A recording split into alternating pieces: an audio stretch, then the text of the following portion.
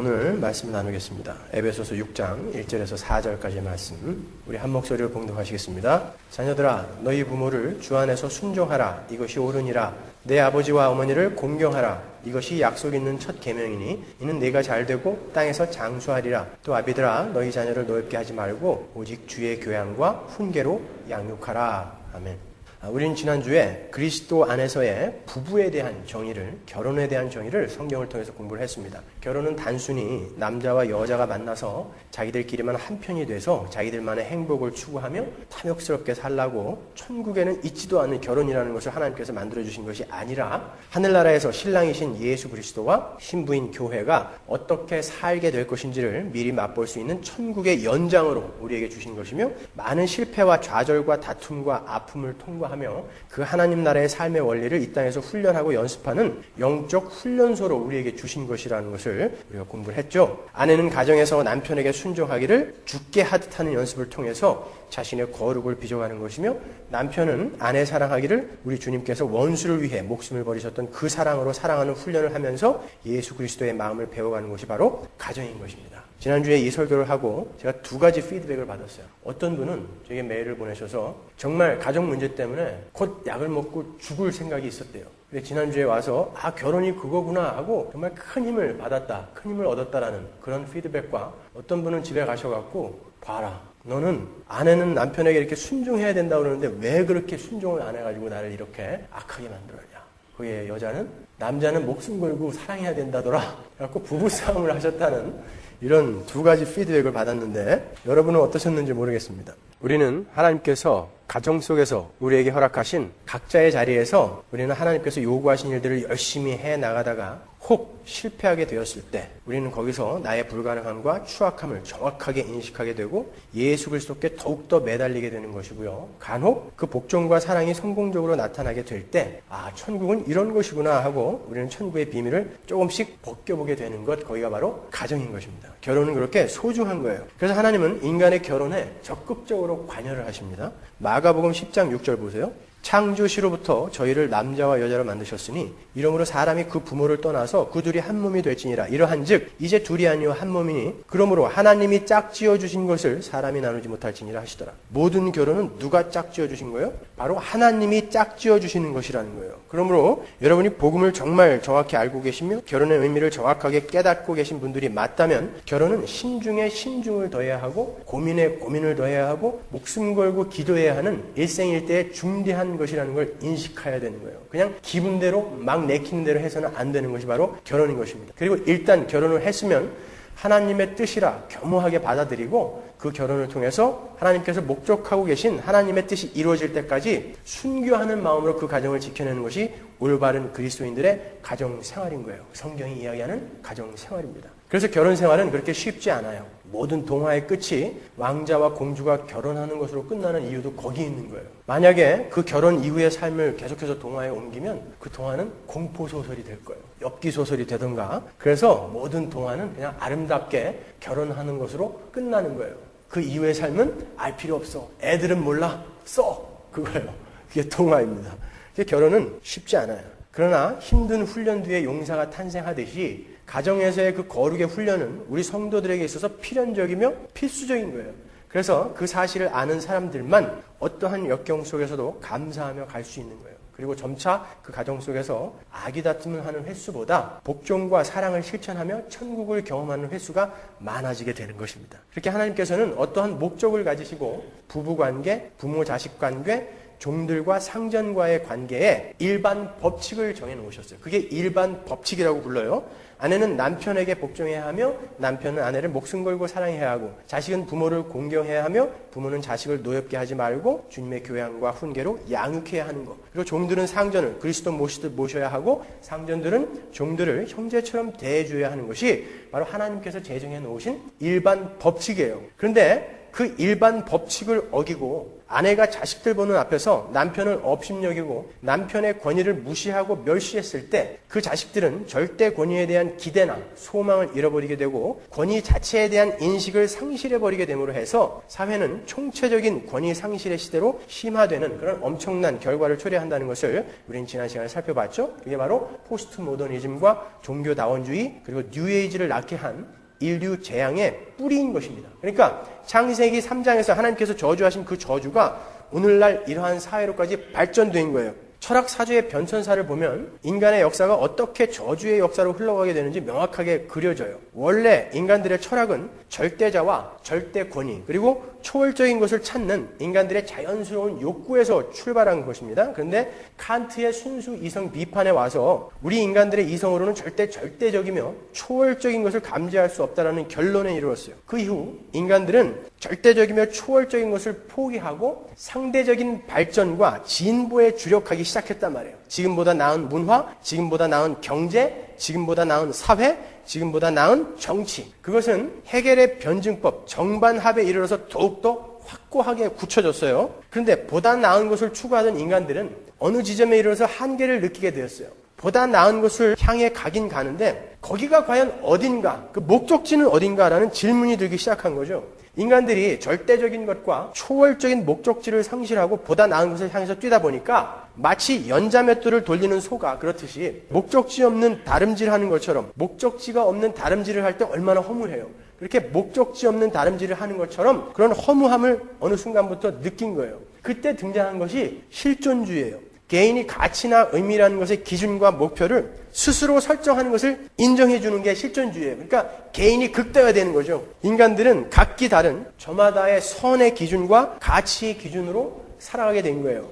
내가 옳다고 하는 것이 옳은 거고 내가 선하다고 하는 것이 선한 것이 된 거죠. 따라서 내가 나의 소신을 따라 믿고 있는 종교에 대해서 누군가 배타적인 태도를 취하게 되면 그 사람은 자신의 소신을 무시하는 그 배타적인 자를 향해서 칼을 뽑게 되는 거죠. 지금 그 배타적인 자의 자리에 기독교가 있는 거예요. 절대 권위를 상실한 사람들, 유일한 목표지를 상실한 사람들은 서로 자기들이 주장하는 선과 가치를 인정해주면서 손에 손을 잡고 가고 있어요. 그것이 바로 종교다원주의예요. 모든 종교에 다 구원이 있다. 그죠? 그 중에 어떤 한 무리가 너희는 다 틀렸고 우리만 옳다라고 절대 자기들과 섞이지 않는 거예요. 그게 기독교인들이란 말이에요. 그래서 우리는 늘 편협하다, 무례하다, 속이 좁다, 외골수다 이렇게 손가락질을 당하면서 그 칼을 전부 맞게 되는 거예요. 그래서 고난이 없는 성도의 삶은 가짜라는 거죠. 우리의 반대편 사람들은 모두 절대 권위를 상실한 채 한편으로 묶여 있어요. 그게 종교다원주의요, 포스트 모더니즘이요, 뉴에이지예요. 그게 다 어디서 출발한 거라고요? 가정에서 권위가 깨졌기 때문에 출발한 거라니까요. 가정에서의 일반 법칙이 깨짐으로 해서 절대 권위에 대한 기대와 인식이 사라지고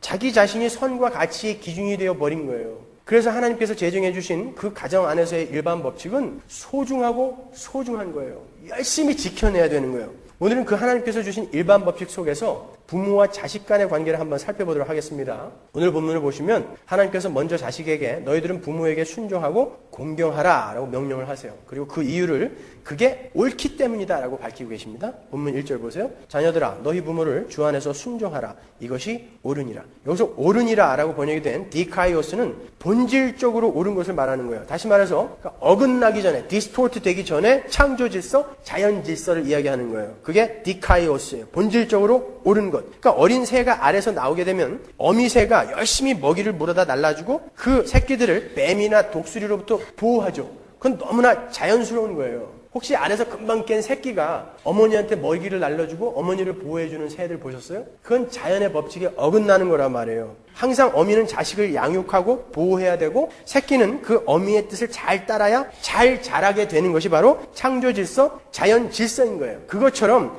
자녀가 부모에게 복종하고 순종하고 부모를 공경하는 것은 당연한 창조 질서다라는 뜻이에요. 그래서 자녀들이 부모에게 순종하는 것은 옳다, 디카이오스라고 이야기하는 것입니다. 그거는 자연 질서예요. 자연 법칙이란 말이에요. 로마서 3장 10절에 있는 의인은 없나니 하나도 없다. 이 구절에서 의인이라고 번역이 된 말이 바로 디카이오스예요. 그러니까 부모에게 순종하는 것은 타락하여 디스토트된 세계에서 나와서 이제 의인이 된 자들에게 반드시 나와야 하는 삶이다라는 거예요. 성경에서 타락한 세상, 영원히 하나님께 저주받을 세상의 구체적인 내용에 어떤 것이 들어있는지 보시면 이 부모에게 순종하는 것이 얼마나 중요한 것인지를 여러분은 아시게 될 거예요. 이 일반 법칙을 지키는 게 얼마나 소중한지 우리가 알게 될 거예요. 우리는 그걸 너무나 그동안 무시해왔다고요. 로마서 1장 28절 보세요. 또한 저희가 마음에 하나님 두기를 싫어하며 하나님 두기를 싫어하는 자들이 어떻게 묘사되는지 보세요. 하나님께서 저희를 그 상실한 마음대로 내어버려 두사 합당치 못한 일을 하게 하셨으니 곧 모든 불의, 추악, 탐욕, 악의가 가득한 자요, 시기, 살인, 분쟁, 사기, 악독이 가득한 자요, 수근수근하는 자요, 비방하는 자요, 하나님의 미워하시는 자요, 능욕하는 자요, 교만한 자요, 자랑하는 자요, 악을 도망하는 자요, 부모를 거역하는 자요.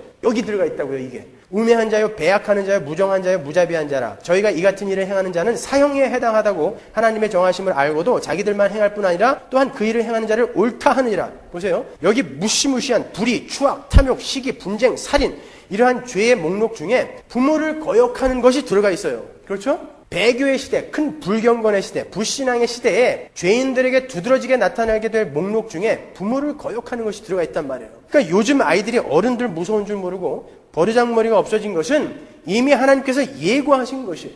그러면서도 그들은 그 부모를 거역하는 것을 옳다라고 이야기한다고요. 하나님은 부모에게 복종하라, 이것이 옳다라고 이야기하는데 세상은 부모에게 거역하는 것을 옳다라고 이야기한다고 하죠. 디모데후서 3장 1절 보세요. 네가 이것을 알라? 말세에 고통하는 때가 이르리니 사람들은 자기를 사랑하며 돈을 사랑하며 자긍하며 교만하며 회방하며 부모를 거역하며 감사치 아니하며 거룩하지 아니하며 무정하며 원통함을 풀지 아니하며 참수하며 절제하지 못하며 사나우며 선한 것을 좋아 아니하며 배반하여 팔며 조급하며 자고하며 쾌락을 사랑하기를 하나님 사랑하는 것보다 더하며 경건의 모양은 있으나 경건의 능력은 부인하는 자니 이 같은 자들에게서 네가 돌아서라. 여기도 마찬가지죠. 사도 바울이 사랑하는 제자 디모데에게 말세 때 하나님의 대적들의 모양을 열거하면서 너는 이런 자들에게서 돌아서라라고 강력하게 권고하는 내용 안에 부모를 거역하는 자가 들어있어요.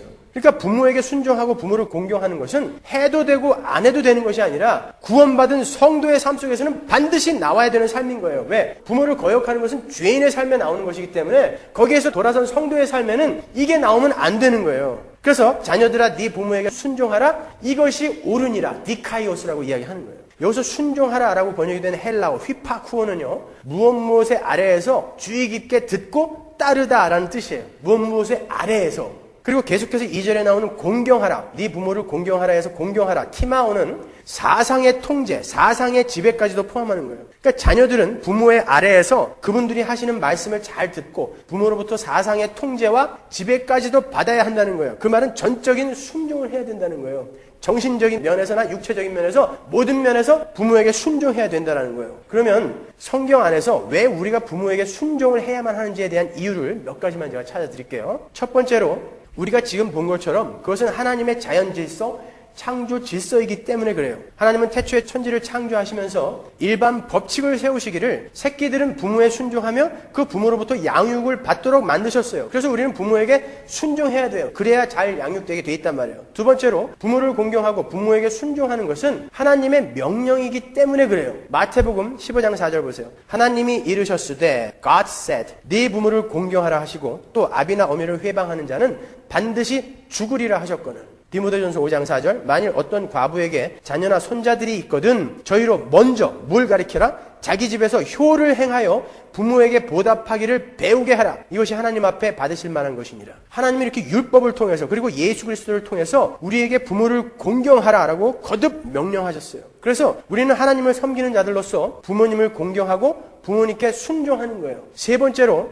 부모님은 하나님께서 우리에게 하나님의 대리인으로 주신 분들이기 때문에 우리는 부모님에게 복종해야 하는 거예요. 부모님은 가정에서 하나님의 권위를 갖고 자녀를 다스리는 역할을 하나님으로부터 받은 분들이란 말이에요. 그래서 구약 성경에 등장하는 우리 신앙의 선배들은 그들의 부모님을 하나님과 하나로 여겼어요. 야곱이 형 에서와 아버지 이삭을 속이고 하나님의 복을 가로챘을 때 에서가 아버지 이삭에게 와서 하나님의 축복을 제게도 나누어 주세요라고 부탁을 한단 말이에요. 그냥 하나님께 억울함을 호소하면 그러면 안 되나요? 왜 굳이 아버지께 와야 돼요? 왜 꼭 육신의 아버지에게 와서 하나님의 복을 구하죠? 성도의 가정에서 아버지는 하나님의 대리인이기 때문에 그래요. 생각해 보세요. 하나님은 생명을 창조해서 인간들에게 주시면서 꼭 육신의 부모님을 통해서만 주세요. 이웃집 아저씨가 여러분에게 생명을 줄 수 없어요. 그 나라의 대통령도 그건 못 줍니다. 반드시 여러분의 생명은 여러분의 부모님을 통해서만 주어져요. 하나님은 이 지구상에 있는 수십억 명의 부모들 중에서 여러분의 부모님들을 골라서 여러분을 태어나게 만드신 거예요. 그게 조금 어긋나면 여러분이 이 세상에 태어나지 못한단 말이에요. 그 부모님들은 여러분들을 탄생케 하시기 위해서 하나님이 고르신 분들이에요.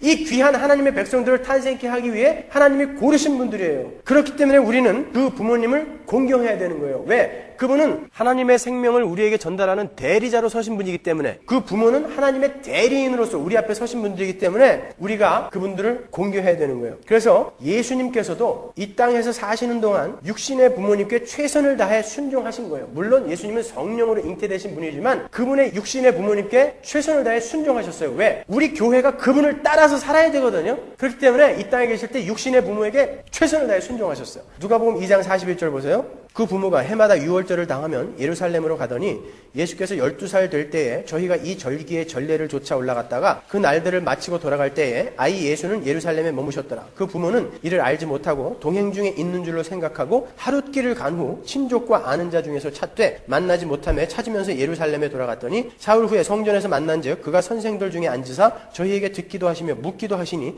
듣는 자가 다 그 지혜와 대답을 기히 여기더라. 그 부모가 보고 놀라며 그 모친은 가로되 아이야 어찌하여 우리에게 이렇게 하였느냐? 보라 네 아버지와 내가 근심하여 너를 찾았노라. 예수께서 가라사대 어찌하여 나를 찾으셨나이까? 내가 내 아버지 집에 있어야 될 줄을 알지 못하셨나이까? 하시니 양친이 그 하신 말씀을 깨닫지 못하더라. 예수께서 한 가지로, 이것은 함께란 뜻이에요. 부모님과 함께 내려가사 나사렛에 이르러 순종하여 받드시더라. 그 모친은 이 모든 말을 마음에 두니라. 예수는 그 지혜와 그 키가 자라가며 하나님과 사람에게 더 사랑스러워 가시더라. 예수님께서 12살 되시던 해에 유월절 절기를 지키기 위해서 부모님과 함께 예루살렘에 올라가셨다가 성전에서 유대인 선생들, 랍비들과 성경 토론을 하시는데 부모님들은 그 아들이 자기들을 쫓아오는 줄 알고 하룻길을 갔어요. 하룻길을 가다 보니까 아들이 없어져서 다시 예루살렘으로 와보니까 사흘 만에 와보니까 아들이 성전에 앉아서 유대인 랍비들하고 성경 토론을 하고 있어요. 거기서 부모님들이 예수님을 혼내는 장면이 나오죠. 네가 어떻게 우리에게 이럴 수가 있느냐? 우리가 근심하지 않았느냐? 말이 그렇지 굉장히 혼냈을 거란 말이죠. 12살 먹은 아들에게. 그러니까 예수님께서 대답하시길 내가 아버지 집에 있어야 할 줄 몰랐나이까? 하고 그분이 이미 메시아로서의 자기 정체성을 인식하고 있었음을 보여주는 대답을 하시죠.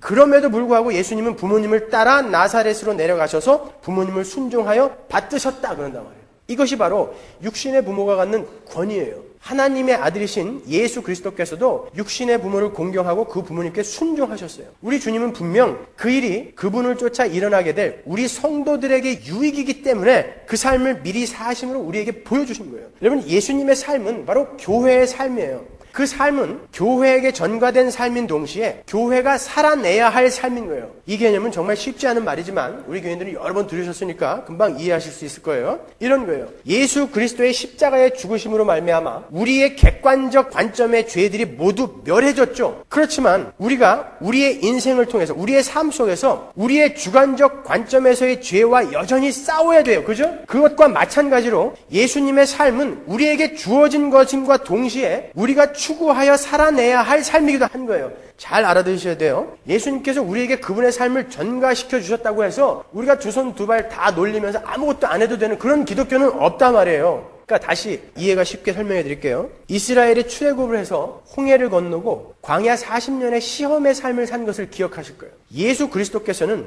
하나님께서 요구하시는 삶을 실패한 이스라엘, 즉 그 교회의 삶을 다시 완성시키는 삶을 이 땅에서 살다 가신 거예요. 그래서 다시 애굽에서부터 나오셔서 홍해를 건너시고 광야를 건너시고 그리고 결국에는 가나안, 진짜 가나안인 하늘로 올라가신 거예요. 그걸 다 살아내셔서 우리에게 그냥 전가시켜 주신 거란 말이에요. 그게 예수 그리스도의 삶이란 말이죠. 예수님이 언제 출애굽을 하셨죠? 예수님이 헤롯의 칼을 피해서 애굽으로 피신하셨다가 그 애굽에서 다시 가나안으로 돌아오신 것을 여러분이 기억하실 거예요. 성경은 그 사실을 가리켜서 호세아서를 인용해서 내가 애굽에서 내 아들을 불렀다는 말씀을 이루려 한 것이다 라는 표현을 쓰죠. 마태복음 2장 14절 보세요. 요셉이 일어나서 밤에 아기와 그의 모친을 데리고 애굽으로 떠나가 헤롯이 죽기까지 거기 있었으니 이는 주께서 선지자로 말씀하신 바 애굽에서 내 아들을 불렀다 함을 이루려 하심이니라. 이 말씀은 원래 호세아서에서 하나님께서 이스라엘에게 하신 말씀이잖아요. 이스라엘은 누구죠? 교회인 바로 여러분들을 이야기하는 거예요. 그게 이스라엘이잖아요. 그죠? 호세아서 11장 1절 보세요. 이스라엘에 어렸을 때에 내가 사랑하여 내 아들을 애굽에서 불러내었거늘.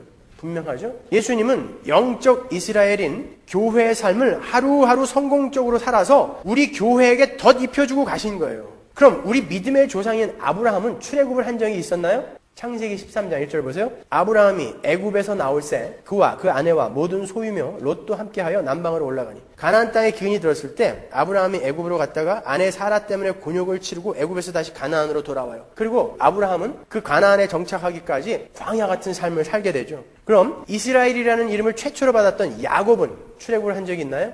야곱은 야복강을 건너기 전에 하나님과 씨름을 해요. 그죠? 그런데 야곱이 얼마나 지독한지 절대 지지 않아요. 그때 하나님께서 환도뼈를 치심으로써 야곱을 죽이시고 새 사람을 만들어서 야복강을 건너게 하시죠. 그게 바로 홍해를 건너는 사건이에요. 그게 출애굽이란 말이죠. 그리고 모세와 이스라엘이 출애굽을 했던 것처럼 새하늘과 새 땅에 들어가게 될 영적 이스라엘을 상징하는 새 사람 60만, 민수기에서 계수된 새 사람 60만 명도 역시 출애굽을 하죠. 어떻게? 여호수아 4장 22절 보세요. 너희는 자손에게 알게 하여 이르기를 이스라엘이 마른 땅을 밟고 이 요단을 건넜음이라. 너희 하나님 여호와께서 요단물을 너희 앞에 마르게 하사 너희를 건너게 하신 것이 너희 하나님 여호와께서 우리 앞에 홍해를 말리시고 우리를 건너게 하심과 같았나니. 그들이 요단강을 마른 땅처럼 건넌 것이 곧 뭐라는 거예요? 출애굽 때 홍해를 건넌 것과 동일한 사건이라는 거예요. 이렇게 성경에서 교회를 상징하던 인물들, 민족들은 전부 예수 그리스도처럼 출애굽의 삶을 살아요. 그리고 출애굽한 그들은 모두 광야의 삶을 살았어요. 예수님도 역시 광야 40일을 사셨죠. 그리고는 우리 교회가 광야에서 실패한 삶을 완성시키세요. 그 광야는 하나님께서 우리를 낮추시고 하나님 우리가 떡으로만 사는 것이 아니라 하나님의 입에서 나오는 말씀으로 사는 것이라는 것을 알게 하기 위해서 그 광야를 돌리신 건데 이 이스라엘은 그 광야에서 하나님을 계속 원망만 하다가 실패해버렸잖아요.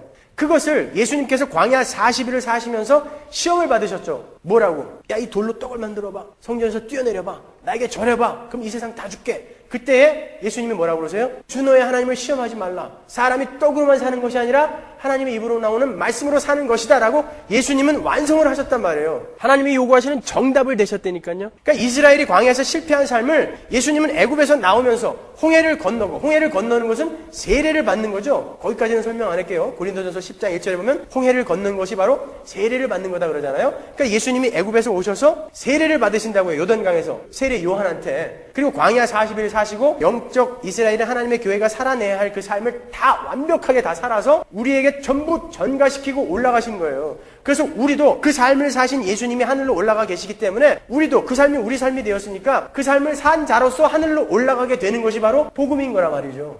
그래서 여러분은 이 땅에서 그 예수님이 이 땅에서 살다 가신 그 삶을 추구할 수밖에 없는 거예요. 그리고 그 삶이 여러분의 삶에 나타날 수밖에 없는 거예요. 우리가 전에도 한번 살펴봤지만 시편을 한번 보면 다윗이 어떻게 예수님과 똑같은 삶을 살다 갔는지 우리가 명확하게 알 수 있어요.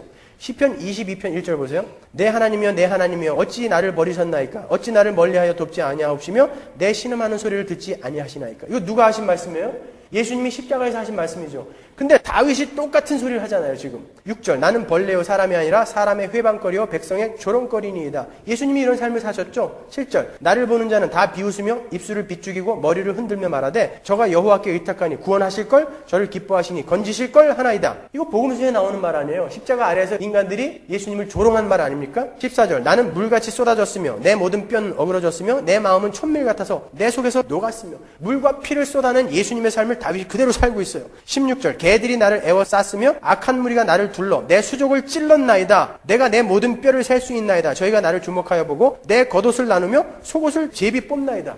똑같죠. 예수님의 삶과. 다윗은 예수님이 오시기 전에 1000년 전 사람인데 예수님이 가실 그 삶을 이 다윗은 미리 살고 있었다고요. 시편 42편 9절 보시면 나의 신뢰하는 바 내 떡을 먹던 나의 가까운 친구도 나를 대적하여 그 발꿈치를 들었나이다. 유다 이야기하는 거예요. 이게 누구의 삶이에요? 예수 그리스도의 삶이며 다윗의 삶이며 바로 여러분의 삶인 거예요. 요즘 우리가 새벽 기도 때 사도행전을 공부하고 있는데 거기서 누가가 일부러 베드로와 바울의 삶을 묘사하는 단어들을 예수님에게 썼던 그 단어들을 그대로 끌어다가 다 쓰고 있는 걸 볼 수 있어요. 이 사도들이 예수님이 간 길을 그대로 가고 있다는 것을 일부러 보여준다고요. 마찬가지예요. 여러분이 그 길을 가야 돼요. 그런데 그 예수님이 이 땅에서 그 육신의 부모에게 순종하셨어요. 그래서 우리도 그 육신의 부모에게 순종해야 돼요. 그 예수님의 부모님이 정말 인격적이며 정말 그 예수님을 하나님의 아들로 정당하게 대접하면서 예수님을 양육하셨을까요?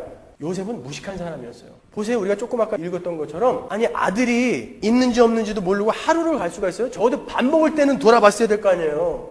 근데 하루길을 갔는데 그때 알았어요. 이 자식이 어디 간 거야?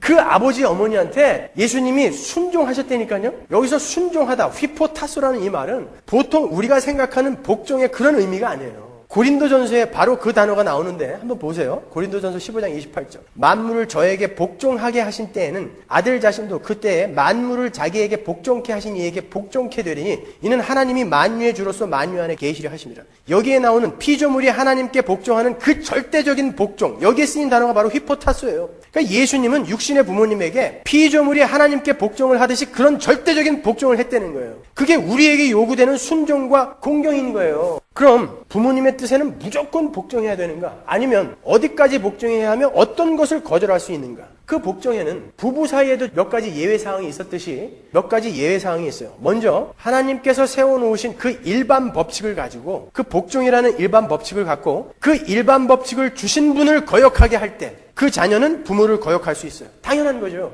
이 일반 법칙을 만들어 놓고 제정하신 분을 이 일반 법칙을 이용해서 거부하게 만드는 거, 그거는 여러분이 복종 안 하셔도 된다는 거예요. 두 번째로 그 일반 법칙을 만들어 놓으신 그 분이 하지 말라고 하신 것들을 강요받을 때 여러분은 그 요구를 정중히 거절할 수 있어요. 예를 들어서 죄를 조장한다거나, 요즘은 뭐 부모가 애들 소매치기 시키는 부모도 많다고 그래요. 그리고 부모가 자식을 성폭행하는 사람들이 이제는 너무 흔해졌어요. 별 미친놈들이 다 있어요. 이제 그때 여러분이 이 이야기를 듣고 하나님이 복종하랬으니까 무조건 복종해야지, 그러면 안 된다는 거예요. 하나님이 하지 말라고 하는 것을 이 부모가 요구할 때는 이 하나님은 그 부모보다 상위 권위자이시기 때문에 그때는 복종 안 해도 되는 거예요. 그러나 그 이외의 모든 것은 전부 복종해야 되는 거예요. 여러분, 그 이외의 모든 것은 부모의 뜻에 따라야 돼요. 심지어 부모가 예수를 믿지 않는 분이라 할지라도 그렇게 해야 되는 거예요. 그게 일반 법칙이에요. 마틴 로이드 존스 목사님의 에베소서 강해를 보면요, 그분은 자신에게 주례를 부탁하러 오는 청년 커플들한테 만일 부모가, 예수를 믿지 않는 부모가 결혼식에 꼭 술을 내서 하객들을 대접하고 싶어 하시면 꼭 그렇게 하라, 이렇게 권면하신대요. 꼭 그렇게 하라. 그러면 그 청년이 저희 교회 친구들, 교회 식구들도 많이 참석하는데 어떻게 술을 마시게 합니까? 라고 그들이 반문을 하면 네 친구들 앞에서의 면목 때문에, 체면 때문에 하나님께서 복종의 대상으로 네 위에 세우신 부모를 거역하는 죄를 짓는 건 더 나쁘다, 이렇게 이야기했다는 거죠. 여러분, 이거 잘 정리하고 계셔야 되는 거예요. 조금만 더 들어보세요. 여러분이 이걸 이해하시려면 좀 실력이 좀 있으셔야 되는데, 오늘 공부하는 내용이 부모를 무슨 씹다 버린 껌 취급도 안 하는 요즘 세대에 다소 불편한 내용일지도 몰라요. 그러나 이것은 반드시 우리가 회복해내야 하는 너무나 소중한 하나님의 명령인 거예요. 예수님께서도 어줍지 않은 종교적인 행위를 한답시고 너희들이 너희의 삶 속에서 마땅히 해야 할 것들을 하지 않는다면 그건 다 꽝이다라고 정확하게 말씀해 놓으신 부분들이 있어요. 마태복음 23장 23절 보십시오. 화 있을진저 외식하는 서기관들과 바리새인들이여, 너희가 박하와 회향과 근체의 11조를 드리되 율법에 더 중한 바 의와 인과 신은 버렸도다. 그러나 이것도 행하고 저것도 버리지 말아야 할지니라. 너희들 무슨 11조 한답시고 까불고들이 있는데 너희들이 마땅히 너희의 삶 속에서 우려내야 할 인, 의, 예, 신, 효, 이런 것들은 다 어디 갔느냐 하고 호되게 꾸짖으시는 장면이에요. 사실 이 율법은 이러한 성품을 만들어내는 수단이요 도구일 뿐인데, 율법을 지킨다고 하면서 이런 효, 인, 예, 의, 이런 것은 그냥 어디 쓰레기처럼 처박아버리는, 이거는 다 꽝이라는 거예요. 마가복음 7장 10절 보세요. 모세는 네 부모를 공경하라 하고 또 아비나 어미를 회방하는 자는 반드시 죽으리라 하였거늘 너희는 가로되 사람이 아비에게나 어미에게나 말하기를 내가 드려 유익하게 할 것이 고르반 곧 하나님께 드림이 되었다 하고 하기만 하면 그만이라 하고 제 아비나 어미에게 다시 아무 것이라도 하여 드리기를 허하지 아니하여 너희의 전한 유전으로 하나님의 말씀을 폐하며 또 이 같은 일을 많이 행하느니라 하시고, 유대인들을 지금 나무라시는 거거든요. 너희가 부모님께 마땅히 해야 할 일을 하지 않고 나는 하나님께 다 드리는 바람에 부모 공경할 것이 없어, 이런 짓 하지 말라는 거예요. 그러니까 종교행위 한답시고 그리고 부모에게 해야 할, 마땅히 해야 할 일을 하지 않는 것은 하나님의 말씀을 폐하는 짓이다 라고 이야기하는 거예요. 여러분이 정말 훌륭한 신앙인이라면 부모를 무시하는 자가 되어서는 안 되는 거예요. 아니, 교회에서 술 좀 내면 어때요? 부모님의 뜻대로 술을 내면서 속으로 피눈물을 흘리세요. 하나님, 우리 아버지 우리 어머니도 꼭 예수 믿게 해주세요. 왜 근리는 못 가요? 근리는 못 가고 그냥 하나님 어디서 저런 부모님을 내가 만나게 해주고 이 망신을 당하게 하십니까? 일루들 간단 말이죠. 그건 하지 말라는 거예요. 부모님들은 그러잖아요. 시골에서 술 안 내면 그게 무슨 잔치냐 그러시는 분들 많잖아요. 그런데 안 돼요. 나는 예수 믿는 사람이기 때문에 잔치에서 술 못 내나요? 그거 하지 말라는 거예요. 차라리 내놓고 부모 공경하라는 하나님의 명령에 순종하라는 거예요. 그리고 그 부모를 위해서 피눈물로 기도하라는 거예요. 그게 더 중요하다는 거예요. 하나님은요. 우리 교회에서도 꼭 그런 상황이 되면은 얘기하세요.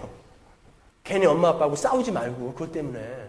아니 이건 제가 얘기하는 게 아니라 성경이 이야기하는 거라니까요. 하나님은 성경 어디에서도 믿는 부모에게만 순종하라 라고 하신 적이 없어요. 그냥 자녀들아 네 부모에게 순종하고 네 부모를 공경해라예요. 내가 그 일반 법칙으로 너희의 삶을 이끌어 갈 거야. 그러니까 너희는 무조건 복종해예요. 그 명령에는 부모의 성품이나 부모의 지식 수준이나 교양 수준, 신앙의 유무 이런 것이 조건으로 달려있지 않아요. 무조건이에요. 만일 신앙이 없는 부모님께서 신앙인으로서 부담이 되는 일을 자주 시키실 때 우리는 그것이 하나님을 섬기는 데 방해가 되고 죄를 짓는 일이 아닌 이상 그 말씀에 순종해야 돼요. 그리고 부모님의 구원을 위해서 목숨 걸고 달려들어서 기도해야 되는 거예요. 순종을 하면서 아파해야 부모님을 향한 기도가 나올 거 아닙니까? 근데 대부분의 사람들이 자기의 부모님의 신앙에 대해서는 관심이 없어요. 그 신앙 없는 부모의 명령에만 불만을 갖고 있다고요. 그러니까 싸움밖에 안 나는 거예요. 하나님은 그리스도인들에게 너희들이 원하는 것을 얻어내기 위해서 너희는 다른 사람의 마음을 아프게 해서라도 그게 네 부모라 할지라도 반드시 얻어내라 이렇게 말씀하신 적이 없어요.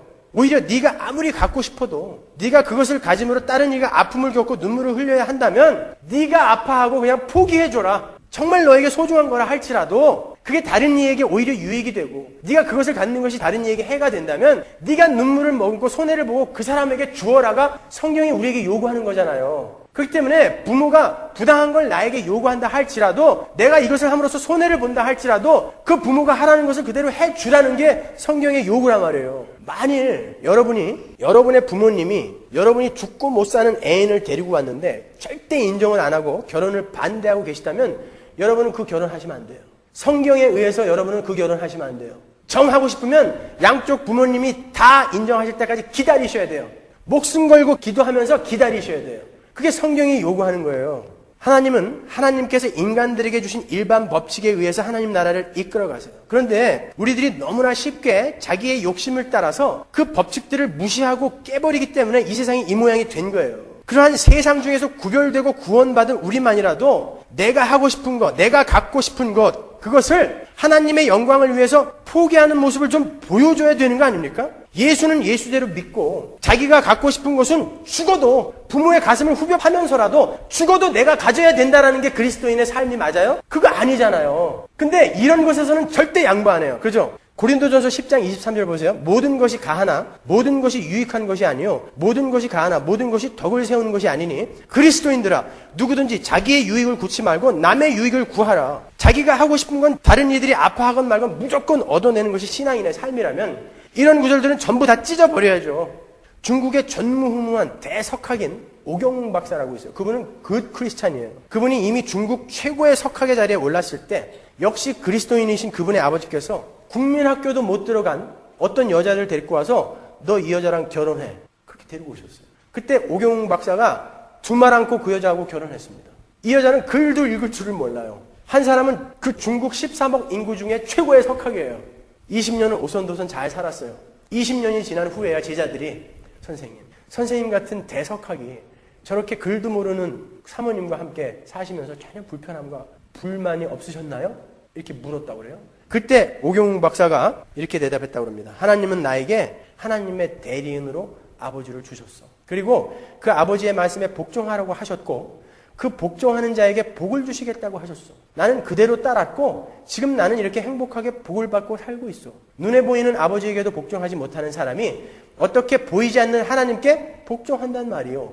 이게 성경대로 사는 사람이에요. 오경웅 박사는 성경에 근거해서 그분의 아버지를 하나님의 대리인으로 섬겼어요. 그분의 아버지가 전부 옳았다는 게 아니에요. 그러나 하나님이 나에게 그 무식한 아버지에게라도 복종하라 하셨기 때문에 그냥 나는 복종한다라는 거예요. 그런데 우리는 하나님의 말씀에 복종하기보다는 내가 내 앞날을 계산해서 오히려 하나님을 타이르려고 그러죠. 하나님 잘 생각해 보세요. 내가 얘랑 결혼해야 앞으로 내 삶이 탄탄하고 행복해지지, 얘랑 결혼하면 그 삶이 어떻게 지질이 궁상이지 행복해지겠습니까? 이렇게 하나님을 타일러요. 그죠? 아니라는 거예요. 너희는 너희 부모에게 순종해라. 이런 사람들이 있어요. 부모가 내게 해준 게 뭐가 있다고 내 인생의 간섭이야. 그런 사람들이 있어요. 우리 부모가 나한테 해준 게 뭐가 있다고 내가 우리 부모한테 순종을 해야 돼? 여러분, 히브리어 바라크, 이 복이라는 것은 네페시라는 이 존재에서부터 시작되는 거예요. 바라크, 이 복은 이 네페시가 존재할 수 있도록 하나님으로부터 그 네페시 속에 부어지는 생명력을 복, 바라크라고 하는 거예요. 여러분들이 생각하는 그런 복은 성경에 안 나와 있어요. 성경이 말하는 복, 바라크는 그거 이야기하는 거란 말이죠. 그러니까 우리에게 주어진 가장 큰 복은 바로 존재하고 있는 나예요. 내가 그리스도인이 된 다음에 하나님이 나에게 주신 가장 큰 복을 한번 헤아려 봐라 그러면 첫 번째 순위가 존재하고 있는 나란 말이에요. 하나님께서 그 생명을 누구를 통해 주십니까? 부모를 통해 주세요. 그 부모가 잘났던 못났던 간에 그 부모를 통해서 주세요. 우리가 어떻게 저 천국을 갈 수 있게 됐죠? 어떻게 이렇게 하나님의 친구가 됐어요? 어떻게 이렇게 예수 그리스도의 형제가 됐습니까? 예수를 믿었기 때문이에요.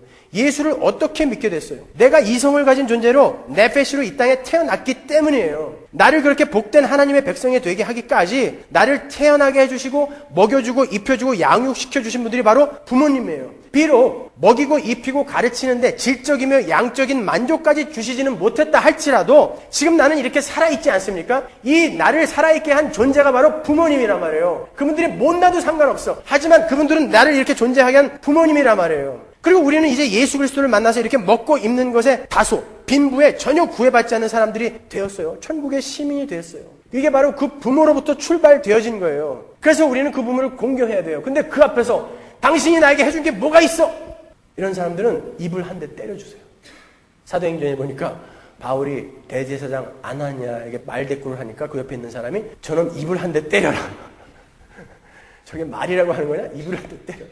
때려도 시원치 않으면 찢으세요. 마음이 약해서 안 되면 저한테 데리고 오시던가. 그건 자식으로서 입에서 내뱉어서는 안 될 말이에요. 제가 제일 싫어하는 노래가 이용복 씨의 가엾은 어머니 왜 나를 낳으셨나요? 한 30년 된 노래인데 어디 그런 불경한 노래가 있어요. 왜 나를 낳으시다니요. 부모는 아무리 못나고 아무리 보잘것없어도 공경과 순종의 대상이에요.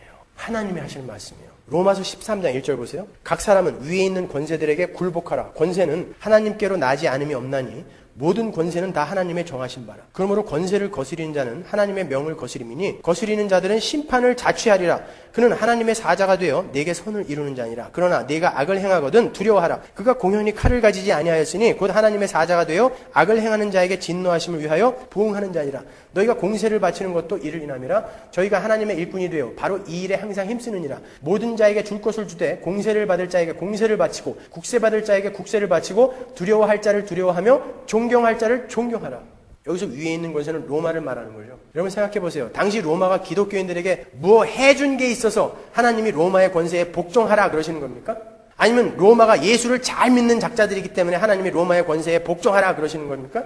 아니죠. 당시 로마의 권세는 기독교인들을 오히려 핍박하는 권세였어요. 근데 하나님은 내 자녀들아 그 권세에 복종하라 그러세요. 심지어 그들에게 돈까지 내라 그런다니까요. 하나님은 로마가 기독교인들에게 세금을 받아서 더 강성해지고 부유해지면 어떡하나 이런 거에는 관심 없으세요. 단지 관심이 있으신 것은 기독교인들이 그 사악한 로마에 복종하면서 그들의 거룩과 하나님의 자녀됨을 빚어가는 데에만 관심이 있는 거예요. 기독교인들은 당시 권세를 갖고 있던 로마에 복종하는 것에서 그들의 거룩을 빚어갈 수 있었어요. 그들은 그 로마에게 복종하면서 그들의 시선을 이 땅에서 자꾸 하늘로 옮길 수 있었다고요. 그게 복이라니까요. 마찬가지로 여러분이 여러분의 부모가 잘나서 복종하는 거 아니라고요. 여러분의 부모가 항상 옳은 판단을 하기 때문에 복종하는 것이 아니라 거기에 복종하면서 여러분의 거룩을 빚어가시는 거라고요. 설사 그 부모에 복종해갖고 여러분이 엉뚱한 사람하고 결혼을 해가지고 여러분이 이혼을 하게 됐어. 그것도 복이라니까요. 그걸 통해서 하나님은 만들고 싶은 게 있으신 거란 말이에요. 오히려 여러분이 여러분 마음대로 시집가고 장가가갖고 행복하게 살면서 하나님을 잊고 사는 것보다는 하나님은 이걸 택하는 거란 말이에요. 그러니까 모든 것에 복종하라. 이것이 성경이 말하는 거란 말이에요. 그러니까 여러분이 부모가 반대하시거든 기다리세요.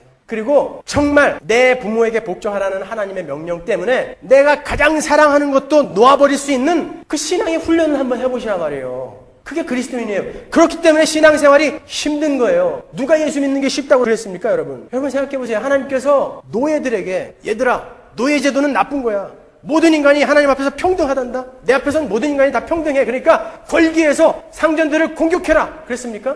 하나님은 모든 인간이 하나님 앞에서 평등하다는 거 아시면서도 노예들아, 상전들에게 죽게 하듯 복종해라 그랬다니까요. 하나님이. 이런 부당한 명령이 어디 있어요. 근데 하나님은 그렇게 하라고 그랬단 말이에요. 그러면서 종들이 배울 게 있다니까요. 에이, 한많은 세상 빨리 하늘나라 가고 싶어. 이게 복이라니까요. 권기에서 이걸 뒤집어 엎는 게 복이 아니란 말이에요. 여러분이 성경을 보는 시각을 이렇게 바꾸셔야 되는 거예요. 그럼에도 불구하고 청년들은 이 성경의 근거에서 부모님이 반대하는 결혼하면 안 돼. 더 기도해. 더 기다려. 그러면은 열받아가지고 뒤에 가고 야, 뭐 저런 게 다 있냐. 이런다니까요. 지들 복되게 살라고, 지들 천국 가라고 그렇게 하는 건데 저런 게 다 있냐. 예수를 믿든지 말든지 여러분이 선택하세요. 예수를 믿기 위해서는 여러분은 그렇게 사셔야 돼요. 제가 지금 말씀하신 대로 그렇게 사셔야 돼요. 혹시 여러분이 부모님이 믿지 않는 분이십니까? 혹시 여러분의 부모님이 상식이 결여되신 분들이세요? 무식하신 분들입니까? 여러분의 생각에 그분들이 로마보다 더 잔인한 분들이라고 생각하세요? 아니면 고대시대 노예상들보다 더 악랄하고 못되고 무식해 보이십니까? 그 정도는 아니죠. 근데 하나님은 그 로마에게, 노예상들에게, 상전들에게 복종하라 하셨다니까요. 하물며 여러분의 부모님들에게 복종하시면서 여러분은 그 삶 속에서 배우시는 거예요. 잘못된 판단이었어도 여러분은 무조건 하시는 거예요. 그리고는 나중에 하나님께 할 말이 있는 거죠. 하나님, 저는 하나님이 하라는 대로 했어요. 그랬더니 이혼이네요. 이런 할 말이라도 만드셔야죠. 이게 그리스도인의 삶이라니까요. 아니, 어떻게 나만은 절대 손해보지 않고, 나만은 절대 눈물 흘리지 않고, 나만은 절대 순교하지 않고, 그런 기독교를 믿으려고 하세요. 여러분, 부모님께 복종하세요. 많은 분들이 정말 거룩이고 나발이고 그냥 나의 행복, 나의 만족, 나는 무조건 행복해야 돼. 이런 망상 속에 사로잡혀 계신 분들이 있는데 그 망상에서 벗어나세요. 오히려 하나님은 여러분의 행복을 빼앗아서 하나님께 가까이 끌고 갈 수도 있는 거예요. 물론 신중하게 좋은 분들 만나셔야죠. 그래서 이왕이면 이 땅에서 정말 지상의 천국 남들에게 한번 좀 보여주세요. 그러나 여러분의 결혼 생활이, 가정 생활이 그렇지 못하다 할지라도 거기서 절망하거나 좌절하면 안 돼요. 거기에서 하나님은 하나님의 나라를 완성해 가신다니까요. 그럼 이제 부모들에게로 시선을 한번 돌려보자고요. 여기는 지금 자식이면서 부모님이신 분들이 많으시기 때문에 오늘은 양쪽으로 찔리게 생겼어요. 본문 4절로 한번 가볼까요? 또 아비들아, 너희 자녀를 노엽게 하지 말고 오직 주의 교양과 훈계로 양육하라. 부모들은 자녀들을 노엽게 해서는 안 된다 그래요. 근데 잠언에 보면 사뭇 다른 내용이 나옵니다. 잠언 13장 24절 보세요. 매를 아끼는 것은 자식을 사랑하지 않는 것이다. 자식을 사랑하는 사람은 훈계를 게을리하지 않는다. 잠언 22장 15절. 아이의 마음에는 미련한 것이 얽혔으나 징계하는 채찍이 이를 멀리 쫓아내리라. 잠언 22장 13절. 아이를 훈계하지 아니치 말라. 훈계하라 그러면 되지. 훈계하지 아니치 말라는 뭐예요? 채찍으로 그를 때릴지라도 죽지 아니하리라. 뭐예요? 죽을 때까지 때리려는 거예요. 그를 채찍으로 때리면 그 영혼을 음부에서 구원하리라. 어떻게 하라는 거예요 도대체? 한쪽에서는 죽지 않을 만큼 패라고 그러시고 한쪽에서는 자녀들을 노엽게 하지 말라 그래요. 오늘날 세계 교육을 크게 두 가지로 나누면 미국식 교육과 유럽식 교육, 특히 영국식 교육으로 나눌 수 있어요. 뭐 지금은 다 이제 하나로 통일되어 가고 있는데 전 세계가 미국식 교육 방법으로 흘러가고 있는데 빅토리아 여왕 때까지만 해도요. 영국을 비롯한 유럽의 교육은 엄격하게 그지없는 교육이었어요. 요즘도 영국은 교복을 다 입죠. 찰스 디킨스의 올리버 트위스트나 샬로트 브론테의 제인 에어 같은 소설을 보면요. 당시 영국 학교가 얼마나 엄격했는지 미루어 짐작할 수가 있어요. 체벌을 하는데 거의 우리나라 해병대 훈련소 수준으로 체벌을 하더라고요. 아이들은 의무적으로 구구단을 외워야 했고 기계적으로 알파벳을 암기해야 했습니다. 그리고 성경 구절을 암송해야 됐어요. 만일 선생님이 요구 수준에 미달된 학생들은 가차없이 처벌을 받았어요. 소설을 보니까 조그만 의자에 아이들을 올려놓고 밥도 안 주고 몇 시간씩 세워놔요. 비가 오는데 운동장을 달리게 하고요. 제인 에어에 보면 제인 에어의 친구가 비가 오는데 벌 받다가 폐렴 걸려서 죽죠. 그렇게 죽을 만큼 체벌을 한다니까요. 영국에서는 그러한 교육 방식을 가리켜서 3R 교육 방식이라고 불렀어요. 그런데 그러한 권위적인 교육 방식이 학생들과 학부모들의 반발을 사게 됐죠. 그때 혜성처럼 등장한 사람이 마리아 몬테소리라는 여자예요. 이 마리아 몬테소리 박사가 그때까지의 권위적이며 주입식인 교육 방식에서 벗어나서 피교육자가 교육의 내용과 결론을 스스로 결정하고 선택하는 방법을 교육에 도입했어요. 그래서 체벌보다는 설득을, 명령보다는 이해를 시켜서 학생들이 자발적으로 공부를 할 수 있게 하자는 것이 바로 몬테소리 교육법이에요. 그래서 나가보면 몬테소리 학원이 그렇게 많은 거예요. 이 교육 방법은 피아제나 프로이드 같은 심리학자들의 그 심리학 이론의 지지를 얻어서 전 세계의 교육을 삽시간에 흔들어 버렸죠. 학교에서 체벌이 없어졌고 강압적인 명령이 없어졌어요. 심지어 아이들이 잘못을 저지르면 다 잘못 가르친 내 탓이다라면서 선생님이 스스로 체벌을 받는 그런 것들이 도덕책에 나올 정도예요. 여러분들 보셨죠? 도덕책에서 보셨어요? 윤리책에서 보셨어요? 다 내 잘못이야 하면서 자기 종아리를 치는 아버지의 이야기가 참 미담으로 등장했잖아요. 그래서 지금 이 꼴이 된 거예요. 그게 잘했다는 게 아니에요. 그래서 지금 이 꼴이 된 거예요. 여러분 마켓 가서 거스름돈 받을 때 얼마나 속 터져요. 캐셔들이 더하기 빼기를 잘 못해갖고요. 25불짜리 사고 100불을 내면 26, 27, 28에서 100까지 쉬어서 줘야 돼. 이 더하기 빼기가 머릿속으로 안 되는 거예요. 이게 몬테소리 교육의 결과라니까요. 대학생들이 맞춤법을 잘 몰라요. 어른들을 봐도 공경할 줄은 몰라요.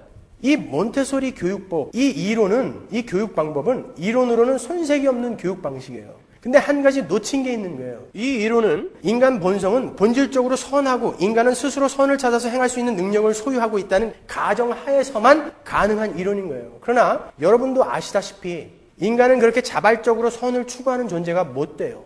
선생님이 자기 대신 체벌을 받으면 선생님의 그 은혜에 감흡하고 감동해서 다시는 그런 잘못을 안 저지르리라 라고 하는 것은 소설책 속에밖에 없어요. 로이드 존스 목사님 교회에 그렇게 자녀를 교육한 집사님이 계셨대요. 자녀가 잘못을 하면 무조건 그 끼에 밥을 굶으셨대요. 그 아버지가. 그날 굶어 죽을 뻔했대요. 자식이 감동해갖고 아빠 이제 안 할게요가 아니라 아버지가 굶어 죽을 때까지 계속 잘못을 하더라는 거예요. 인간은 그렇게 안 변한다는 거예요. 자발적으로 놔두면 안 변한다는 거예요. 그래서 성경은 패라 그러는 거예요. 패되 노엽게는 하지 말라. 왜 패라는 줄 아세요? 하나님이 하나님의 자녀를 그렇게 패시기 때문에 그래요. 그래서 패라예요. 히브리서 12장 5절 보세요. 또 아들들에게 권하는 것 같이 너희에게 권면하신 말씀을 잊었도다 일렀으되 내 아들아 주의 징계하심을 경히 여기지 말며 그에게 꾸지람을 받을 때에 낙심하지 말라. 주께서 그 사랑하시는 자를 징계하시고 그의 받으시는 아들마다 채찍질 하심이니라 하였으니 회초리 정도가 아니에요. 채찍질 하시는 분이야. 하나님은요. 너희가 참으면 징계를 받기 위함이라. 하나님의 아들과 같이 너희를 대우하시나니 어찌 아비가 징계하지 않는 아들이 있으리요. 징계는 다 받는 것이오늘 너희에게 없으면 사생자요 참 아들이 아니니라. 하나님은 자녀들의 죄를 보시면 채찍으로 징계하셔서라도 바로 고쳐내시는 분이라는 거예요. 그래서 우리는, 우리 육신의 부모들은 우리 육신의 자식들에게 채찍을 들어야 하는 거예요. 의무적으로. 바로 이어지는 구절에 보시면 더 명확하게 확인이 되죠. 히브리서 12장 9절 보세요. 또 우리 육체의 아버지가 우리를 징계하여도 공경하였거든. 실제로 육체의 아버지들도 자녀를 징계해야 한다는 거예요. 그럼에도 우리는 그 육체의 아버지의 징계 속에서 그분을 공경해야 된다. 이게 구절 아닙니까? 10절 보세요. 저희는 잠시 자기의 뜻대로 우리를 징계하였거니와 아버지는 그런 징계를 하지만 오직 하나님은 우리의 유익을 위하여 그의 거룩하심에 참여케 하시느니라. 무릇 징계가 당시에는 즐거워 보이지 않고 슬퍼 보이나 후에 그로 말미암아 연달한 자에게는 의의 평강한 열매를 맺나니. 징계는 즐거운 것이 아니고 슬픈 것이지만 그 징계를 통과한 자만이 의의 평강한 열매를 맺게 되는 거다. 따라서 부모들은 자녀를 징계하라. 이게 성경의 명령이란 말이에요. 그러나 거기에 수반되는 것이 노를 바라게 하지는 말아라. 경록해 하지는 말아라예요. 똑같은 본문이 골로새서 3장에 나오죠. 21절 보세요. 아비들아 너희 자녀를 경록해 말지니 낙심할까 합니다. 이 말은 절대 아이들을 체벌하지 말라는 구절이 아니에요. 여러분 한번 생각해 보세요. 아이들이 잘못했을 때 아빠에게 혼나거나 매를 맞으면 그 아이들이 전부 경노합니까? 여러분 어려서 아빠에게 매 맞으면 여러분 경노하셨어요? 이 말씀은 아이들을 체벌하지 말라라는 의미가 아니라 아이들을 감정적으로 대하지 말라라는 뜻이에요. 체벌과 징계에는 절제가 필요하다는 거예요. 디모데후서 1장 7절 보세요. 하나님이 우리에게 주신 것은 두려워하는 마음이 아니요 오직 능력과 사랑과 근신하는 마음이에요. 하나님께서 우리에게 주신 그리스도인들에게 주신 마음은 두려워하는 마음이 아니라 능력을 주셨는데 그 능력이 뭐냐면 사랑과 근신하는 마음으로 자제되는 능력이라는 거예요. 여기서 근신이라고 번역이 된 소프로니스모스라는 말은 훈련되어 절제되고 자제된 마음을 말하는 거예요. 우리 그리스도인들에게 가장 필요한 것이 바로 감정을 자제하고 절제하는 능력인 거예요. 그래서 그 단어 안에는 훈련이라는 의미가 함께 내포되어 있는 거예요. 그러니까 그걸 훈련하셔야 되는 거예요. 이미 우리에게 주어져 있지만 너희들은 훈련해라, 자제해라, 절제해라, 욱하는 성질로 그냥 확 패지 말아라, 이런 뜻이에요. 무슨 이야기인가 하면 부모들이 자녀들을 징계하거나 체벌할 때 자제되지 못한 흥분한 마음으로 아이들을 징계하거나 체벌을 하게 되면 자녀에게 유익이 되는 것이 아니라 오히려 해가 된다는 거예요. 그게 자녀를 경록해 하는 거예요. 자기가 저지른 잘못에 대한 해명이나 이유를 들으려 하지도 않고 흥분해서 그냥 손부터 올라간다든지 욕지거리를 한다든지 때리다 보니까 더 흥분해서, 사람들은 때리다 보면 더 흥분해지거든요. 거기다가 피 나면 더 때리죠. 그게 인간이라고요. 때리다 보니까 더 흥분해서 작은 잘못임에도 불구하고 지나치게 체벌을 가한다든지 하면 아이들이 힘이 없어서 맞고는 있지만 그 무의식 속에 진노가 쌓이게 된다 그래요. 노가 쌓이게 된다 그래요. 그리고 절제하는 마음이 없이 흥분한 상태로 자녀를 징계하는 것이 습관이 되면요, 징계의 일관성이 없어지게 됩니다. 똑같은 잘못을 저질렀는데 엄마가 기분 좋은 날은 벌을 안 받고 엄마가 기분 나쁜 날은 엄청 두들겨 맞고, 그러면 아이들에게 불안감이 쌓여요. 그리고 그들의 행실을 스스로 조절할 수 있는 기능을 상실해버리는 거예요. 어떤 날은 이 일이 굉장히 큰 잘못인 것 같았는데 어떤 날은 또 아무것도 아니에요. 그러니까 선악을 분별하는 능력을 상실해버린다는 거예요. 그러니까 자녀를 징계할 때는 일관성을 가지고 변덕스럽지 않은 징계를 가해야 한다는 거예요. 그리고 자녀를 징계할 때는 반드시 합리적인 방법으로 징계를 하셔야 된다는 것입니다. 흥분을 해서 감정을 절제하지 못하면 그 잘못에 대한 아이들의 설명을 듣기도 전에 자칫 억울한 누명을 씌울 수도 있다는 거예요. 씌우게 될 수도 있다는 것이죠. 우리는 흥분해서 아이를 징계하기 전에 자녀가 자신의 잘못에 대한 합리적인 설명을 할 수 있는 기회를 주어야 된다는 거예요. 그래야 아이들이 맞아도, 그래, 네가 잘못을 했구나, 이러이러한 것이 바로 잘못이야, 그러니까 너는 맞아야 돼, 이렇게 때리면 아이들이 맞아도 경노하지는 않는다는 거예요. 그러나 이야기를 들어보지도 않고 누명을 씌워서 억울하게 패면 그거는 노로 쌓이게 된다는 것이죠. 하나님은 그거 하지 말라는 거예요. 지난번에 우리 첫째 녀석과 둘째 녀석이 유년부 방에 있는 쓰레기통에다가 오줌을 넣어가지고 온 방에 냄새가 진동한 적이 있었어요. 제가 두 말 안고 데려다가 사무실에 데려다 놓고 우리 둘째 아이를 빠따를 쳤어요.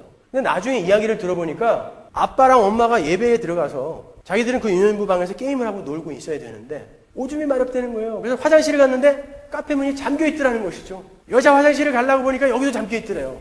누가 샤워를 하고 있더라는 거예요. 그럼 어떻게 해요? 그래서 휴지통에다가 비닐루가 있어서 거기다가 넣으면 괜찮을지 알고 넣었다는 것이죠. 그 옆에 엄마가 있다가 그럼 엄마한테 와서 화장실을 열어달라고 그래야지, 그랬더니 엄마가 예배 때는 예배당에 들어오지 말라고 그랬잖아. 그래서 제가 아이한테 사과했어요. 정중하게. 아빠가 미안하다. 모르고 때렸다. 다음에 그런 일이 있거든 밖에 나가서 싸거라. 그 아이가 맞으면서 얼마나 억울했겠어요. 나는 방법이 없어서 그렇게 해놓은 건데 아빠는 나를 작살을 내고 있단 말이에요. 그게 아이들의 노를 격발케 하는 거예요. 이렇게 부모가 자기 분에 못 이겨서 합리성과 자제력을 잃어버리고 아이들에게 매를 대게 되면, 아이들을 징벌하게 되면 아이들은 적대 감정과 분노를 무의식 속에 계속 쌓게 되는 거예요. 절대 아이들이 나는 무시당하고 있다거나 나는 부모님 앞에서 완전히 굴욕을 당하고 있다거나 나는 사람들 앞에서 지금 창피를 당하고 있다는 생각이 들게 벌을 주어서는 안 된다고요. 그게 아이들을 노하게 하지 말라라는 구절의 뜻이에요. 여러분, 징계는 사랑이 함께 들어가 있어야 되는 거예요. 그래서 아까 근심과 함께 뭐가 있었어요? 사랑이 있었잖아요. 사랑이 결여된 징계는 항상 흥분 상태로 가게 된다고요. 그래서 아이들을 노하게 만들어 버리는 거예요. 여러분, 자녀들은 우리들의 장난감도 아니고 우리의 소유물도 아니에요. 자녀는 하나님께서 맡겨주신 하나님의 소유물이에요. 하나님의 자녀예요. 우리가 이걸 늘 놓쳐요. 여러분, 하나님께서 모리아산에서 아브라함에게 하신 시험의 내용 중에 중요한 한 국면이 내 자식 이삭은 내게 아니라 하나님 것이다라는 것을 하나님께 보여준 사건이라는 거예요. 모리아라는 단어의 의미가 보여주다라는 뜻이거든요. 하나님은 아브라함에게 그거 한번 보여봐라 그런 거예요. 우리 믿음의 조상인 아브라함이 그 자녀를 하나님께 바침으로 내게 있어서 가장 소중한 내 자식을 비롯한 나의 모든 소유는 하나님으로부터 온 것이고 하나님 것입니다라는 고백을 하나님께 드렸다라는 것은 바로 그 믿음의 후예인 우리가 그와 동일한 고백을 해야 하는 자들이라는 것을 보여주는 사건인 거예요. 우리 자녀는 내 소유가 아니에요. 하나님께서 맡기신 하나님의 자녀라니까요. 그 자녀가 내 것이라고 생각하게 되면 우리는 그 자녀에게 집착하게 돼요. 그렇게 되면 우리는 그 자녀에게 내 감정을 절제할 수가 없게 돼요. 그리고 그 자녀를 단지 내 소유물로 여겨서 내가 이루지 못한 것을 대신 이루어주는 대리 만족의 수단으로밖에 쓸 수가 없어요. 그래서 소질도 없는 애들, 그냥 졸려 죽겠는데 다리도 짧은 애들 막 찢어가며 무용시키고 아무 소질도 없는 애들 뭐 바이올린 시키고 아니면 음악을 좀 즐기게 해주려고 하는 거예요. 그러면 음악을 많이 들려주세요. 하기 싫다는 거 왜 자꾸 시키세요? 아니 우리 애처럼 나 할 거예요 그리고 쌤에시 가서 누우면 그때는 시키세요. 근데 하기 싫다는 애들 눈 뻘게 가지고 밤 10시까지 막 무용하고 태권도장 가고 바이올린하고 자기가 못했거든요. 내 소유라고 생각하는 거예요. 우리가 내 자식을 하나님의 소유며 하나님의 자녀라고 생각하게 되면 하나님이 원하시는 방법으로 키우게 되지 내가 원하는 새끼를 만들고 싶어 하지 않는다니까요. 좋은 대학 못 가면 어때요? 예수만 잘 믿으면 되지. 내가 세상에 나가서 쪽팔리지 않으려고 좋은 대학 보내는 거 아닙니까? 사실 까놓고 얘기해서 그건 안 된다는 거예요. 하나님이 원하시는 방법으로 그 자녀를 키워내야 되는 거예요. 어떻게 키우는 게 하나님의 방법으로 키우는 것입니까? 어떻게 키우는 게 하나님의 뜻대로 키우는 거예요? 오늘 본문에 나오잖아요. 4절 보세요. 다시. 또 아비들아 너희 자녀를 노엽게 하지 말고 오직 주의 교양과 훈계로 양육하라. 교양, 파이데이아. 이 말은 여러분이 여러 번 들으셨죠? 히브리서 12장에 징계가 바로 파이데이아예요. 여기서는 교양이라고 번역이 됐죠. 그러니까 이 교양, 파이데이아라는 것은 아이를 사람답게 만들기 위해 가하는 징계를 포함한 모든 교육을 말하는 거고요. 이 훈계, 누데시아는 말과 행동으로 자녀에게 경고하고 가르치는 것을 이야기하는 거예요. 근데 그 교양과 훈계는 주의 교양과 훈계예요. 그게 뭐예요? 말씀이에요. 말씀을 따라 훈계하고 말씀을 따라 양육하라는 거예요. 그건 단지 아이들에게만 유익일 뿐만이 아니라 가르치는 부모에게도 유익인 거예요. 그래서 그렇게 가르치라고 하는 거예요. 부모들아 주의 교양과 훈계로 자녀들을 가르쳐라. 그게 너희들에게 유익이다. 너희들의 거룩에 유익이다. 그래서 우리에게 요구하시는 거예요. 어제도 제가 좀 일찍 들어가서 아이들을 이렇게 앉혀놓고 우리 이문함 주사님이 텐마루를 하나 만들어주셔갖고 아주 잘 쓰고 있어요. 안에는 너무 더우니까 이 텐마루에 앉아가지고 아이들과 함께 잠언을 돌아가면서 쭉 읽었어요. 우리 큰아들이 오늘 제가 설교할 인사이트를 어제 그 가정 예배에서 많이 줬어요. 내가 내 자식을 하나님의 말씀으로 양육하게 되면요, 나에게도 유익이고요. 그 자녀가 하나님 앞에 독립적인 존재를 쓸 수 있는 그런 귀한 양육법이 된다니까요. 여러분 신명기 6장 4절 보세요. 이스라엘아 들으라. 우리 하나님 여호와는 오직 하나님 여호와시니 너는 마음을 다하고 성품을 다하고 힘을 다하여 네 하나님 여호와를 사랑하라. 오늘날 내가 네게 명하는 이 말씀을 너는 마음에 새기고 네 자녀에게 부지런히 가르치며 집에 앉았을 때에든지 길에 행할 때에든지 누웠을 때에든지 일어날 때에든지 이 말씀을 강론할 것이며 너는 또 그것을 네 손목에 매어 기호를 삼으며 네 미간에 붙여 표를 삼고 또 네 집 문설주와 바깥 문에 기록할지니라. 하나님께서 이스라엘에게 그 자녀들을 말씀으로 가르치라 그러죠. 이게 주의 교양과 훈계로 양육하라예요. 이게 그 말씀을 손목에 메고 미간에 붙이고 문설주와 바깥문에 기록하라 그래서 이 말씀은 자녀들에게 말로만 가르치는 것에 그치는 것이 아니라 손목에 메고 어떤 일을 행할 때도 주의 말씀에 입각해서 행하라는 뜻이에요. 손목에 매라는 것은 미간에 붙이라는 것은 생각하고 사고하는 것도 주의 말씀에 입각해서 하라는 거예요.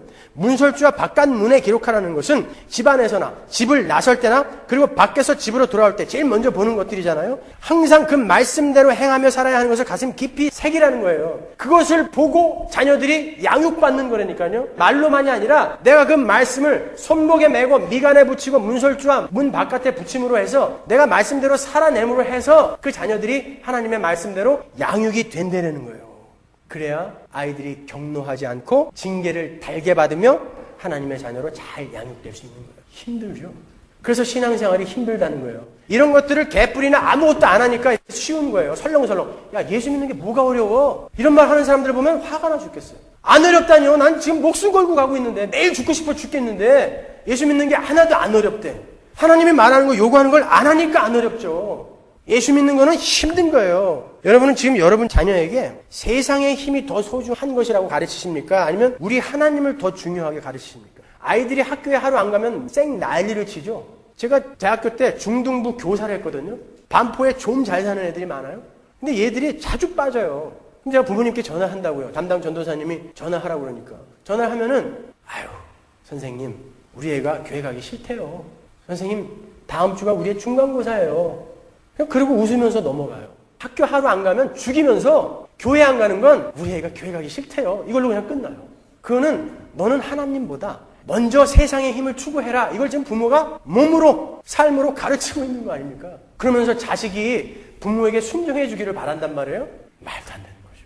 자기가 자식을 말씀대로 키우지 않으면서 하나님을 두려워하는 자로 키우지 않으면서 그 자식이 하나님의 대리자인 부모를 알아주기를 원하세요.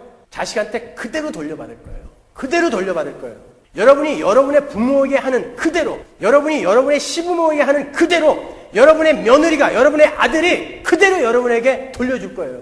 분명 성경은 너희들이 심는 대로 거두리라 그랬다고요. 그러니까 우리가 먼저 그 말씀 앞에 바로 서야 돼요. 더 열심히 노력해야 돼요. 하나님을 두려워해야 돼요. 그리고 자식들도 하나님을 두려워하는 자로 만드셔야 돼요. 나훔서 1장 2절 보세요. 여호와는 투기하시며 보복하시는 하나님이시니라. 여호와는 보복하시며 진노하시되 자기를 거스리는 자에게 보복하시며 자기를 대적하는 자에게 진노를 품으시며 여호와는 노하기를 더디하시며 권능이 크시며 죄인을 결코 사하지 아니하시느니라. 여호와의 길은 회리바람과 광풍에 있고 구름은 그 발에 티끌이로다. 그는 바다를 꾸짖어 그것을 말리우시며 모든 강을 말리우시나니 바산과 갈멜이 쇠하며 레바논의 꽃이 이우는도다. 그로 인하여 산들이 진동하며 작은 산들이 녹고 그의 앞에서는 땅 곧 세계와 그 가운데 거하는 자들이 솟아오르는도다. 누가 능히 그 분노하신 앞에 서며 누가 능히 그 진노를 감당하랴. 그 진노를 불처럼 쏟으시니 그를 인하여 바위들이 깨어지는도다.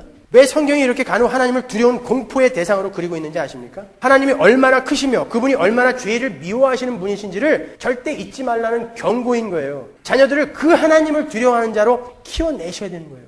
그리고 또 하나 중요한 게 본인이 부모가 그 자녀의 방패막이가 되어주려 하시면 안 되는 거예요. 과잉보호하지 말라는 거예요. 그 아이들이 하나님의 말씀 안에서 그 말씀에 근거하여 스스로 판단하고 스스로 설 수 있도록 하나님 앞에서 독립적인 존재가 될 수 있도록 만들어 주셔야 돼요. 내가 그 아이의 무덤까지 따라가서 그 아이의 뒷수발을 들 수 있을 거라고 생각하시면 큰 오산이에요.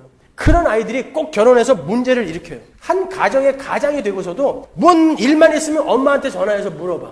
심지어 결혼 기념일날 어떤 식당에 가야 돼요? 이것도 물어봐요. 자식을 병신 만드는 거예요, 그건요. 자식이 선택하게 하고 실패했을 때 그 벌을 지가 스스로 감당할 수 있게끔 만들어 주셔야 돼요. 다 막아주시면 안 돼요. 그래야 내가 떠나도, 내가 눈 감을 때도 마음 편히 내 자식이 하나님 앞에서 스스로 판단하고 선택하면서 잘 살 수 있구나. 그러니까 난 편히 갈 수 있다. 이러고 가는 거지. 저거 두고 내가 어떻게 죽나. 이러고 죽으실 거예요. 나이 50된 자식 두고서 저거 두고 내가 어떻게 죽나. 그거는 아이일 때부터 부모가 하기 나름이라니까요. 여러분, 이게 성경적인 자녀 양육 방법인 거예요. 때가 되면 우리 부모는 자식을 떠나야 돼요. 그리고 하나님께 맡기는 거예요. 결혼한 사람들의 불화의 원인 중에 가장 많은 원인이 시부모가 혹은 장인 장모가 그 결혼 생활에 계속해서 간섭하는 거, 그거예요. 어떤 시어머니는 아들하고 며느리 사이에서 자는 사람도 있대요. 때가 되면 놔줘야죠. 이게 성경이 이야기하는 부모와 자녀에게 하나님이 요구하시는 일반 법칙인 것입니다, 여러분. 지금까지 우리는 남편과 아내 그리고 부모와 자식들이 어떻게 성령 충만한 성도의 삶을 살아야 하는지에 대해서 살펴봤습니다. 근데 여러분이 마지막으로 명심할 게 있어요. 이 성경 본문이 이야기하는 것이 이렇게 성경 말씀대로 아내는 남편에게 순종하고 남편은 아내를 목숨 걸고 사랑해주고 자녀는 부모에게 순종하고 부모는 자녀를 노하게 하지 않으면서 교양과 훈계로 양육하게 되면 정말 행복한 가정이 될 거야가 아니에요. 실망하셨죠. 남편들아, 너희가 아내를 목숨 걸고 사랑해주면 그 아내가 네 삶에 감동해서 언젠가는 유순해질 거야. 이거 약속하는 거 아니에요. 아내들아, 네가 남편께 목숨 걸고 순종하면, 죽게 하듯 순종하면 그 남편이 언젠간 예수 믿게 될 거야. 이거 약속하는 거 아니에요. 부모들아, 자녀를 노하게 하지 않고 잘 양육하면 언젠가 자녀가 네 앞에 정말 멋들어진 착하고 훌륭한 자녀로 설 거야. 이거 약속하는 거 아니에요. 그렇게 될 수 있죠. 그러나 꼭 그렇게 되지 않아요. 그럼에도 불구하고 너는 그거 해! 이거예요. 왜? 하나님은 나에게 관심이 있다니까요. 그렇게 하는데도 안 되는 그 상대를 보면서도 나에게 유익이 있어요, 뭔가. 그러니까 목사님 그렇게 했는데도 저 왼수는 아직도 교회 안 나오는데요? 기도응답 받고 계시는 거예요. 목사님 그렇게 했더니 진짜 우리 아내가 변했어요. 예, 그것도 기도응답인 거예요. 그것이 여러분에게 유익이 된다면 하나님은 그렇게 하실 것이고, 아니면 병도 마찬가지예요. 여러분들에게 유익이면 하나님이 낫게 하실 거고, 그냥 그 병 갖고 죽는 게 유익이면 죽게 만드실 거예요. 그러면 기쁘게 가자는 거예요. 그냥 어떤 쪽이든. 그게 그리스도인이라니까요. 어떻게 해서든지 내가 뭘 하면 하나님이 나를 행복하게 만들어 주실 거야 하는 기독교가 아니라니까요. 여러분의 목표 지점을 어디로 삼아야 되는지 그것만 확실하다면 오늘 설교가 여러분에게 쉽게 이해가 가실 거예요. 아셨습니까? 기도하겠습니다.